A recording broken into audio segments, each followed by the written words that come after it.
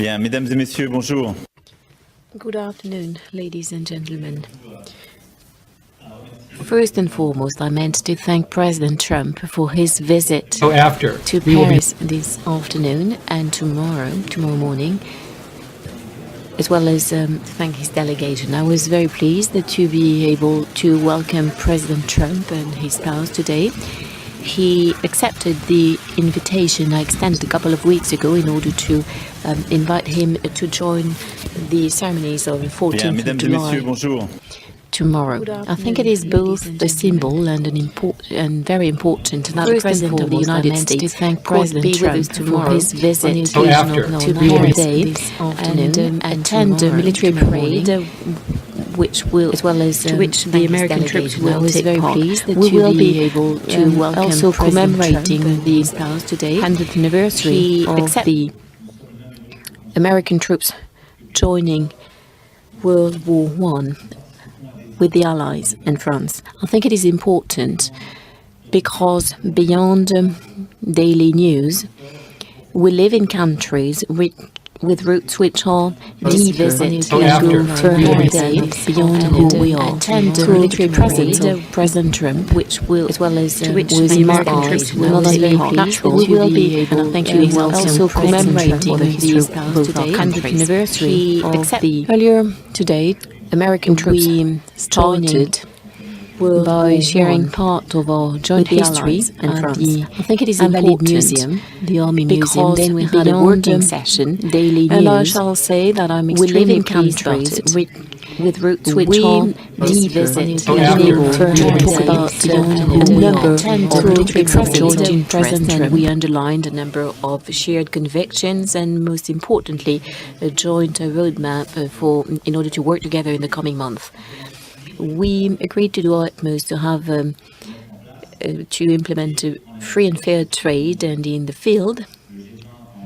And this is what the G20 in Hamburg also expressed in terms of sensitivity. We want to work together in order to implement some efficient measures to tackle dumping anywhere it is taking place in all the fields by sharing the information that we have and making sure that both the European Union and the United States can take the necessary measures in order to protect, within the context of free trade, but a fair free trade, that we can protect all of our sectors of activities where we are active.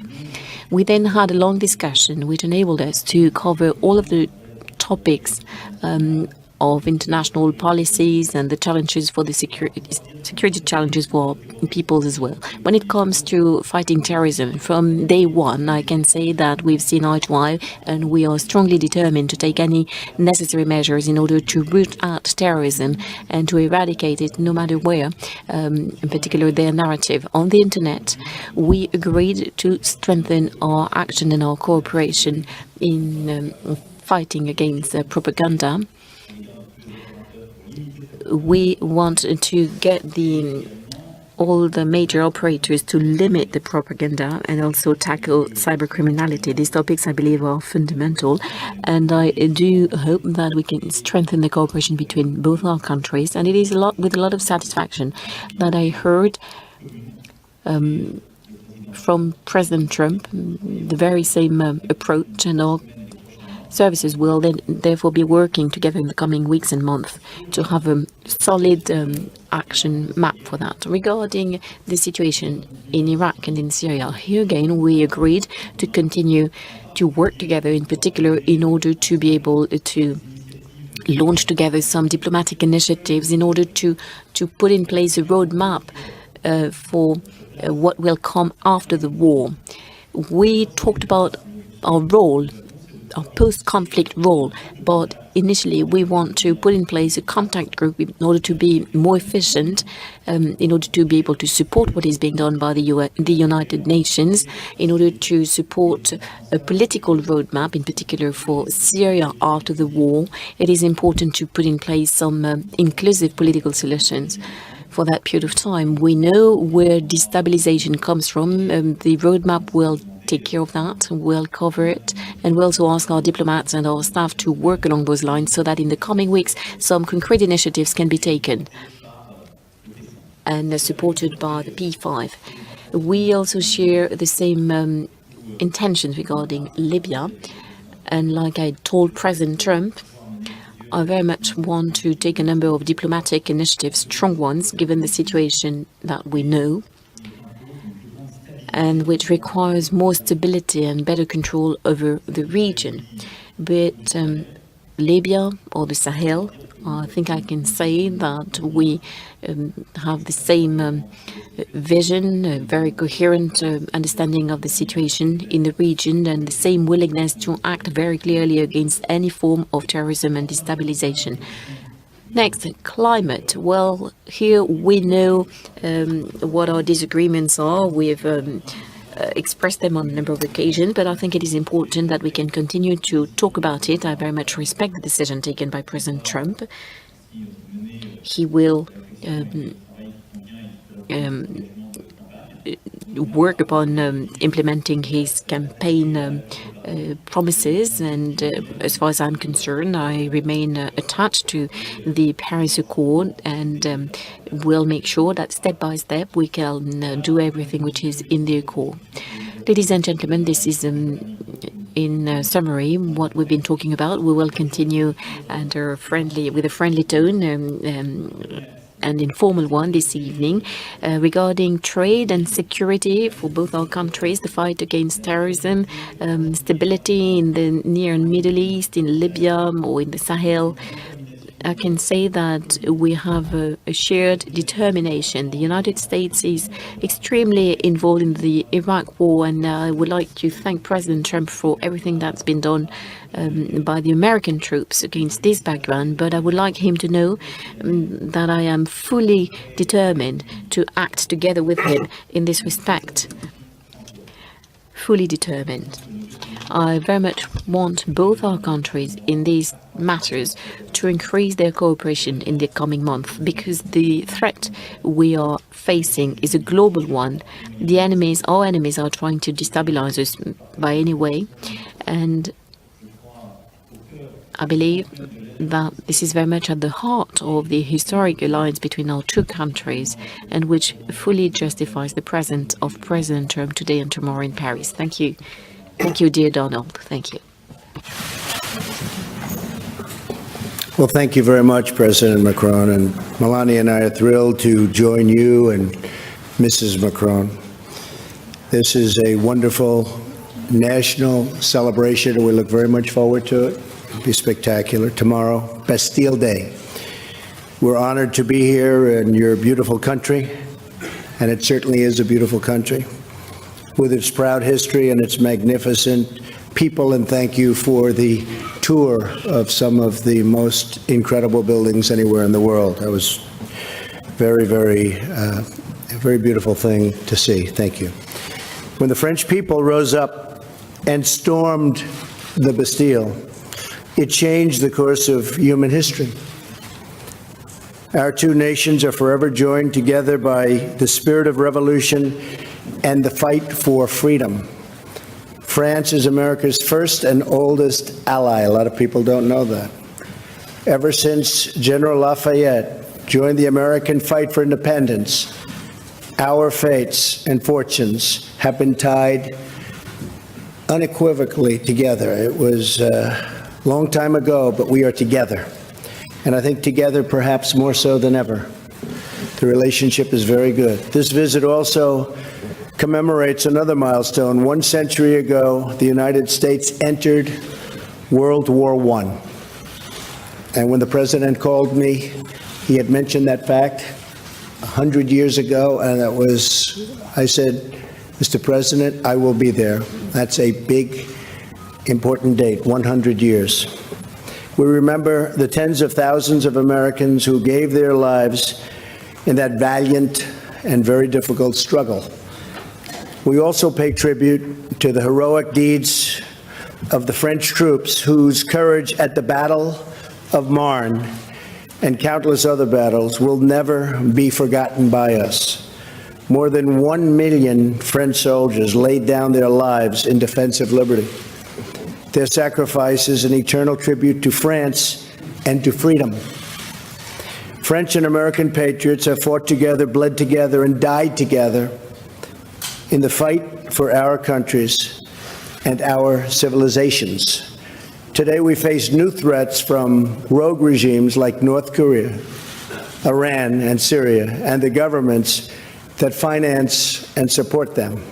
We also face grave threats from terrorist organizations that wage war on innocent lives. Tomorrow will mark 1 year since a joyous Bastille Day celebration in Nice turned into a massacre. We all remember that, how horrible that was. We mourn the 86 lives that were stolen, and we pray for their loved ones. We also renew our resolve to stand united against these enemies of humanity and to strip them of their territory, their funding, their networks, and ideological support. Today, President Macron and myself discussed how we can strengthen our vital security partnerships. Just had a meeting with our generals and our representatives, and it went very well. France has excellent counterterrorism capabilities. The French troops are serving bravely in places like Mali to defeat these forces of murder and destruction. The United States and our allies strengthen our commitments to defeat terrorism. We're also making tremendous progress. Earlier this week, with the strong support of the United States and the global coalition, Iraq forces liberated the city of Mosul from ISIS control. Now we must work with the government of Iraq and our partners and allies in the region to consolidate the gains and ensure that the victory stays a victory, unlike the last time. Last week, the G20 leaders also reaffirmed the right to sovereign nations to control their borders. We must be strong from within to defend ourselves from threats from the outside. The nations of the West also face domestic challenges of our own creation, including vast government bureaucracy that saps the strength from our economies and from our societies. For this reason, I applaud President Macron on his courageous call for that less bureaucracy. It's a good chant, less bureaucracy. We can use it too. And a Europe that protects its citizens. We did not become great through regulation. And in the United States, Mr. President, we also have cut regulations at a level that we've never seen before. So we're very proud of that over the last 6 months. But by allowing our people to follow their dreams, that's what it's all about. To achieve these dreams, however, we must also confront unfair trade practices that hurt our workers and pursue trade deals that are reciprocal and fair. Both President Macron and I understand our responsibility to prioritize the interests of our countries and, at the same time, to be respectful of the world in which we live. We live in a very complex world. We have to respect it. The United States remains committed to being a leader in environmental protection while we advance energy security and economic growth. The friendship between our two nations and ourselves, I might add, is unbreakable. Our occasional disagreements are nothing compared to the immortal bonds of culture, destiny, and liberty that unite us, so strongly unite us also. As long as we have pride in who we are, where we've come from, how we got here, and what we've achieved as free and democratic nations, then there is nothing we cannot accomplish together. France helped us secure our independence. A lot of people forget. In the American Revolution, thousands of French soldiers fought alongside American troops so that, as Lafayette said, liberty would have a country. Ever since then, courageous heroes from both nations have fought for the same noble values and the same righteous cause. Tomorrow, the French tricolor will once again wave proudly alongside the American stars and stripes. Our brave soldiers will march side by side, and we will all be inspired to protect and cherish the birthright of freedom that our ancestors won for us with their sweat and with their blood. President Macron, thank you for inviting Melania and myself to this historic celebration. And to you and your spectacular country, may God bless France and may God bless America. Thank you very much. Thank you. Thank you, Mr. President. Thank you. Très bien. Nous allons prendre, je crois, 4 questions. Very well. I think we will be taking 4 questions. Et ni le président Trump ni moi-même n'avons. Neither President Trump nor myself have a microphone. Alors. He's getting first question, President. Voilà. Allez-y. Messieurs les présidents, bonjour. Alison Tassin. A question from LCI. Sure. The question, first of all, President Macron, regarding what you said on the occasion of the press conference together with Chancellor Merkel. Do you still hope that President Trump, or did you still hope that President Trump could change his mind regarding the Paris Accord? And now, President Trump, is it possible for you to come back to the Paris Accord and change your mind? Next, regarding your relation, how would you describe it today? What about the dinner tonight? Is it going to be a dinner between friends? Well, regarding climate, well, we have a number of disagreements, which are in particular due to the commitments taken by President Trump vis-à-vis his during the presidential campaign. So did I. I'm aware of how important that is, but we therefore talked about our disagreement. And we actually discussed the matter even before President Trump reached a decision. Next, should that have an impact on the discussions we're having on all other topics? No, absolutely not. This is the reason why we share the same views and some major common goals on many other topics, or all other topics, which we've been discussing today, and we shall move forward together. Next, well, of course, President Trump will tell you about it, but he's made a number of commitments, and we're going to be working together.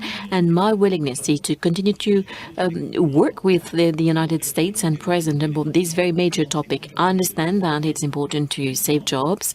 That being said, we shall leave the United States of America work on what is its roadmap and continue to talk about it. So today there's nothing new and unprecedented, otherwise we would have told you about it. But I believe there is a joint willingness to continue to talk about this and try and find the best possible agreement. As far as I'm concerned, I remain extremely attached to the framework of the Paris Accord, which has been a major international breakthrough, and it is within that framework that I'm working on our priorities, including for the European Union. Lastly, as you know, I never very much want to comment who we are and what we're doing personally, but I can tell you that this evening at the Eiffel Tower it will be a dinner between friends, because we are the representatives of two countries which have been allies forever. And because we've been able to build a strong relation, which is dear to me because it matters a great deal for both our countries. It will therefore give me great pleasure to have dinner together with you tonight. I think that I can reiterate, we have a very good relationship, a good friendship, and we look forward to dinner tonight at the Eiffel Tower. That'll be something special. And yeah, I mean, something could happen with respect to the Paris Accord. We'll see what happens. But we will talk about that over the coming period of time. And if it happens, that'll be wonderful. And if it doesn't, that'll be okay too. But we'll see what happens. But we did discuss many things today, including the ceasefire in Syria, and we discussed the Ukraine, we discussed a lot of different topics. We briefly hit on the Paris Accord, and we'll see what happens. Okay? Yes, ma'am. Go ahead.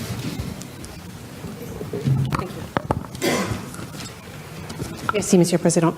Mr. President, your FBI nominee said if someone in a campaign got an email about Russia, like the one that your son Don Jr. received, that they should alert the FBI rather than accept that meeting. Is he wrong? Also, were you misled by your team in not knowing about this meeting? And Mr. President, thank you very much. You have heard President Trump say that it may have been Russia, it may have been others who interfered with the U.S. election. Is President Trump taking a hard enough line on Russia as you see it? Merci. Well, I'll start off by saying, first of all, I believe that we will have a great FBI director. I think he's doing really well. And we're very proud of that choice. I think I've done a great service to the country by choosing him. He will make us all proud, and I think someday we'll see that, and hopefully someday soon. So we're very proud of him. As far as my son is concerned, my son is a wonderful young man. He took a meeting with a Russian lawyer, not a government lawyer, but a Russian lawyer. It was a short meeting. It was a meeting that went very, very quickly, very fast. Two other people in the room, I guess one of them left almost immediately, and the other one was not really focused on the meeting. I do think this, I think from a practical standpoint, most people would have taken that meeting.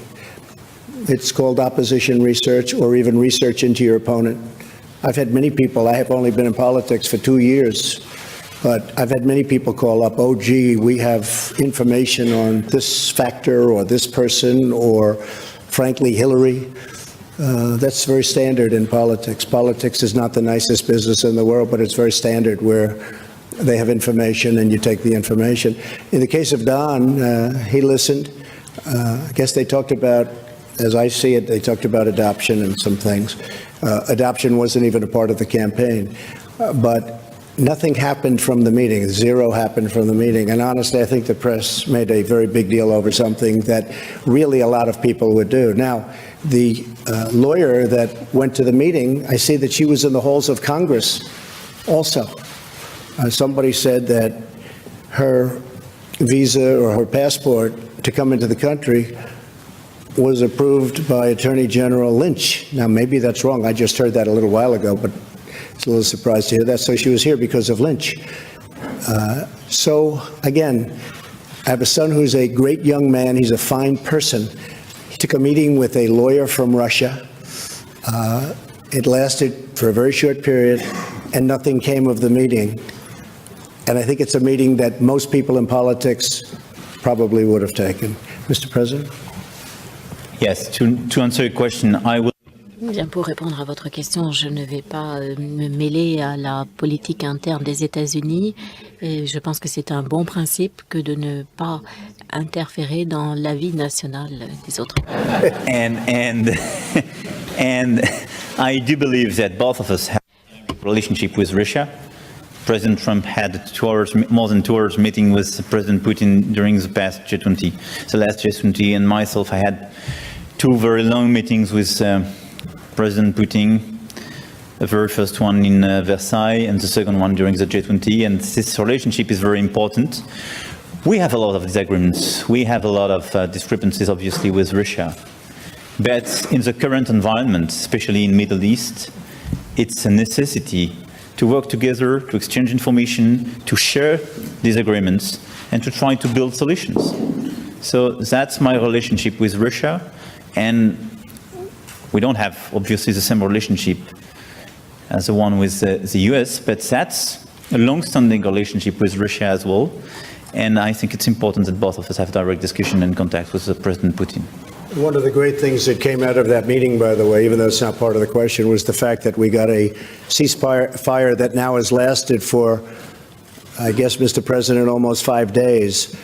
And while 5 days doesn't sound like a long period of time, in terms of a ceasefire in Syria, that's a very long period of time. And that was a result of having communication with a country. So during that 5-day period, a lot of lives have been saved. A lot of people were not killed. No shots have been fired. in a very, very dangerous part of the world, and this is one of the most dangerous parts of Syria itself. So by having some communication and dialogue, we were able to have a ceasefire, and it's going to go on for a while. And frankly, we're working on a second ceasefire in a very rough part of Syria. And if we get that and a few more, all of a sudden you're going to have no bullets being fired in Syria, and that would be a wonderful thing. Mr. President, you have a question? Troisième question. Oui, bonsoir, Monsieur le Président. Mathieu Coach. Third question from BFM TV, a question to President Macron. You went to Lausanne in order to support Paris' bid for the Olympic Games, and on this occasion you somehow criticized President Trump's policy without naming him. You said that France made a very clear choice to leave its border open and not to build walls to protect its people. Do you condemn the Muslim ban and the building of a wall between the United States and Mexico? Regarding Syria, as it was just mentioned by President Trump, does France stand ready to talk directly with Bashar al-Assad in the negotiation that you mentioned? You've mentioned a friend, Jim. We told you that Paris is no longer Paris. You were implying at the time that Paris was not safe anymore. You've also said that France and Germany are infected by terrorism and, quote, it's their fault because they let people enter their territory. Those are very strong words. Would you repeat them today? And do you still believe that France is not able to fight terrorism on its own territory? Thank you. You better let me answer that one first. That's a beauty. He's the one that asked the question. That wasn't even one of my picks. You know what? It's going to be just fine because you have a great president. You have somebody that's going to run this country right. And I would be willing to bet, because I think this is one of the great cities, one of the most beautiful cities in the world. And you have a great leader now. You have a great president. You have a tough president. He's not going to be easy on people that are breaking the laws and people that show this tremendous violence. So I really have a feeling that you're going to have a very, very peaceful and beautiful Paris. And I'm coming back. You better do a good job, please. Otherwise, you're going to make me look very bad. And you're always welcome. Thank you. Sur la première question, j'ai répondu. Regarding the first question, like I said, I believe that the discussions that we've had today is the proper answer to terrorism. The right answer is strengthen cooperation between our services, never-ending fight against terrorists, no matter where they are. This is what I was referring to. This is what we are working on actively together. So in this respect, there is no difference and no gap between the French and the American positions. When I have something to say, I say it clearly, and I do say who I'm aiming at. And when I refer to those who've been my opponents in the French political battle, I also mention the names. So let us not mix up everything. And regarding the fight against terrorism, I think that the right approach is to have a strengthened cooperation in the field of intelligence, is also to be working together on all the theaters of operation where we are, and I think that the decisions we've reached today will enable us to do more. Next, your question regarding Bashar al-Assad, which is an important one. Let me put it simply. Indeed, we now have a new approach of Syria, because we want some results and we want to be closely working together with our partners, including the United States of America. We have one main goal, which is to eradicate terrorism, no matter who they are. We want to build an inclusive and sustainable political solution. Against that background, I do not require Assad's departure. This is no longer a prerequisite for France to work on that, because I can only tell you that for 7 years we did not have an embassy in Damas, and still we have no solution.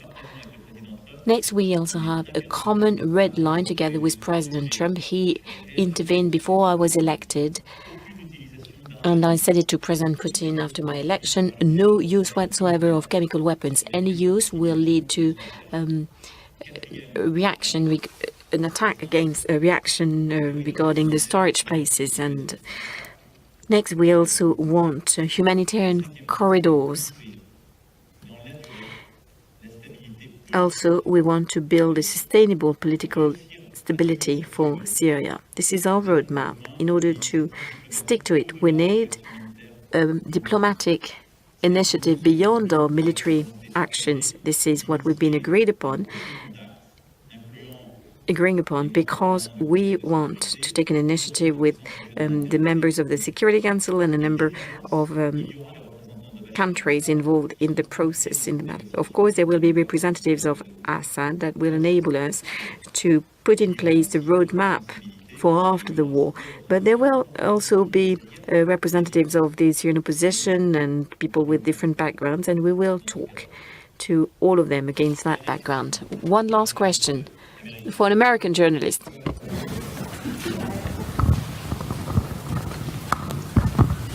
Thank you, Mr. President. Thank you very much. Phoenix TV of China. Ma question est adressée à deux présidents. Monsieur le Président Macron, vous avez eu la première rencontre. For both presidents, Mr. Macron, you had your first meeting with the Chinese president during the G20 summit. What will France do? How will France cooperate with all of these areas with China? And what do you think personally of Mr. Xi Jinping?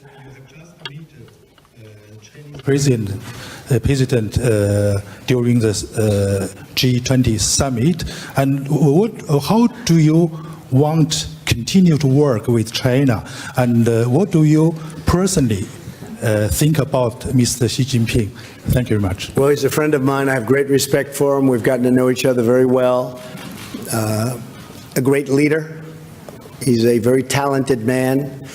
I think he's a very good man. He loves China, I can tell you. He loves China. He wants to do what's right for China. We've asked him for some assistance with respect to North Korea. Probably he could do a little bit more, but we'll find out. We're now working on some trade deals.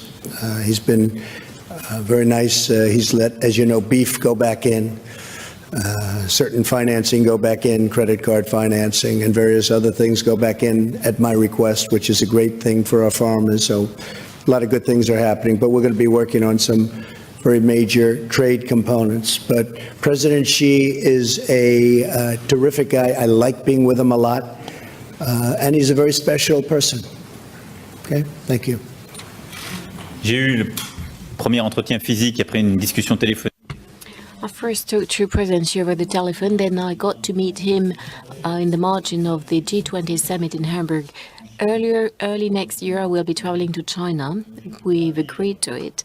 So I cannot say that he's a friend of mine or that I know him very well, because I very much want to say things as they are. But we had some initial contacts which were extremely fruitful and positive. I have a lot of respect for President Xi, and I would like to say that over the past few months he did express his willingness to have a vision for multilateralism and wanted to commit himself on a number of topics. I think that many of us remember his words in Davos, and he there very strongly expressed his vision of the role of China. We have a number of joint commitments, including on climate. He's very committed to that, and he told me that he wanted to do more in the field, and I can only be happy about it. He wants some strong cooperation. And like President Trump said, there are also the trade issues, and regarding a number of activities, there are issues, there are differences, but a joint willingness to sort them out. And as permanent members of the Security Council, we want to work together on all of the topics we've been discussing today. And China, in this respect, is a key partner in order to build peace all around the world. And I share what President Trump just said, that China is to play a very specific role regarding the rising tension, the growing tension in with North Korea, and it's important that China can play fully its role in the region. In summary, I think he's today one of the great leaders of our world, implementing a major and ambitious reform of China, society and the economy in China, and therefore my willingness in this respect as well is to have a strategic dialogue, the purpose of which is to continue to talk about the industry, civil nuclear industry, economic matters, and talk about any difficulties we may have together. Bien, il me reste. Very well. Allow me to thank you, ladies and gentlemen, and once again thank President Trump for his visit, and I will be seeing him in a few moments in a friendly atmosphere. Thank you very much. Great honor. Thank you. Thank you, my friend. Thank you. Thank you.